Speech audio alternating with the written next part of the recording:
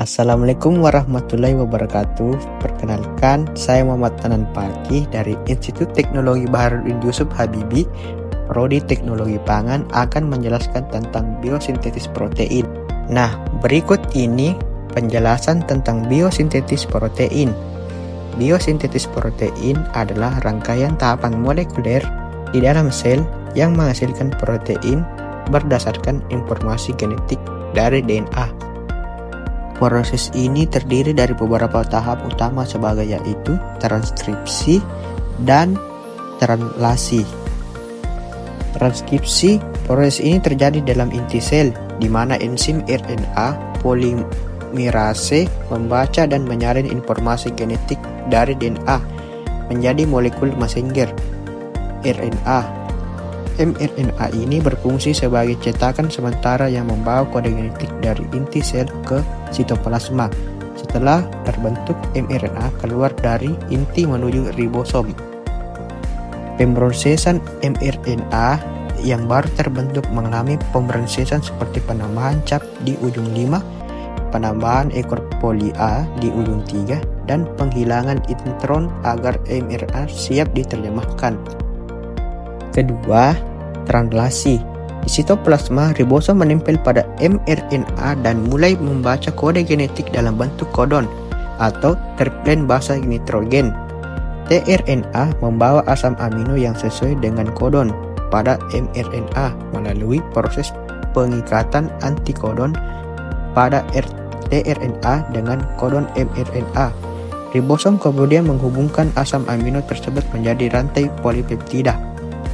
Translasi terdiri dari 3 tahap, yaitu pertama, inisiasi.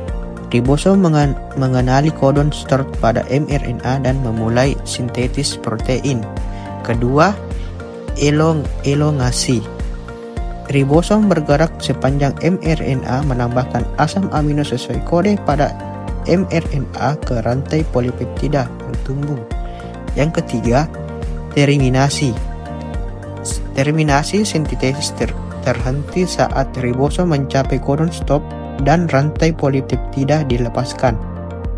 Singkatnya, biosintesis protein, proses pembentukan protein yang dimulai dari penyalinan informasi DNA menjadi mRNA atau transkripsi.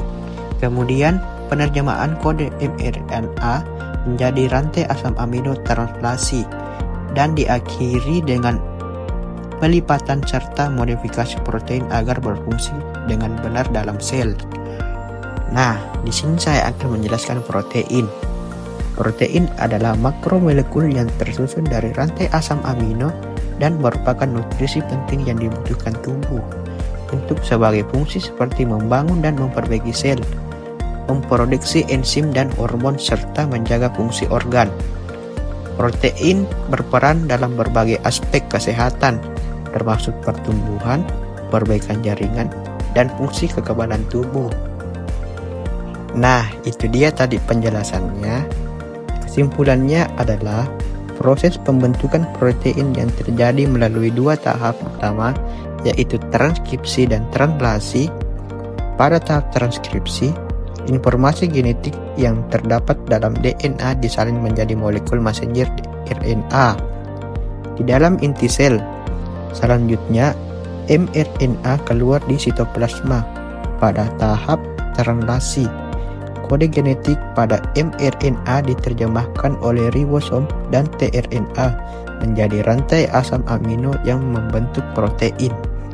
Protein yang dihasilkan kemudian mengalami pelipatan dan modifikasi agar menjadi protein fungsional yang dapat menjalankan berbagai fungsi biologis seperti enzim, hormon, komponen struktural dalam tubuh. Proses sangat kompleks dan vital karena protein merupakan molekul utama yang menyusun dan mengatur aktivitas sel serta organisme hidup secara keseluruhan.